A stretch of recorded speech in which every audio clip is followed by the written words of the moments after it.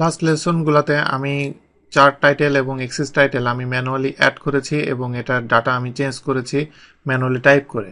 আমি যদি দেখেন যে এখানে যে ডাটাটা এখানে লেখা আছে সেটা সরাসরি যদি আমি এটার সাথে লিঙ্ক আপ করে দিই, তাহলে আমাকে চার্ট টাইটেল আমাকে বা এক্সিস টাইটেল আমাকে বারবার লিখতে হবে না। তো সেটা করতে গেলে আমাকে যেটা করতে হবে, এটা সিলেক্ট করার পর আমি এটাকে ডিলিট করে দিলাম এবং এখানে যে এক্সিস ভার্টিক্যাল এক্সিস যেটা সেটা ডিলিট করে দিলাম। দেওয়ার পরে এবার আমি এখান থেকে ডিজাইনে যে অ্যাড চার্ট এলিমেন্ট, প্রথমে চার্ট টাইটেল যেটা সেন্টার্ড ওভারলে দিলাম। দেওয়ার পরে এই অবস্থায় এটা যেহেতু সিলেক্ট আছে, এই অবস্থায় আমি এই যে এখানে ইকুয়াল দিব। ইকুয়াল দেওয়ার পরে ফার্স্ট যেই সেলটা সেটা সিলেক্ট করে আমি যদি এন্টার দিই, তাহলে দেখেন যে এটা আমাকে লেখা লাগলো না, এই ভ্যালুটা সে সরাসরি এই যে ওয়ার্কশিট আছে ওয়ার্কশিট থেকে সরাসরি সে নিয়ে নিল।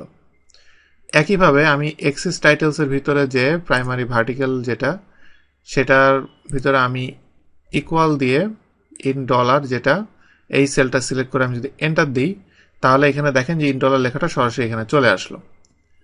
এইভাবে আপনি যে এই টাইটেলগুলোকে বলা হয় লিঙ্ক টাইটেল, এভাবে আপনি লিঙ্কিং করে এই টাইটেলগুলো আপনি তৈরি করতে পারবেন এবং সবচেয়ে ইফিশিয়েন্ট ওয়ে এটা, কারণ আপনাকে এটা তেমন কিছু লেখা লাগছে না এবং আপনার এটা অনেক অ্যাকুরেট থাকবে।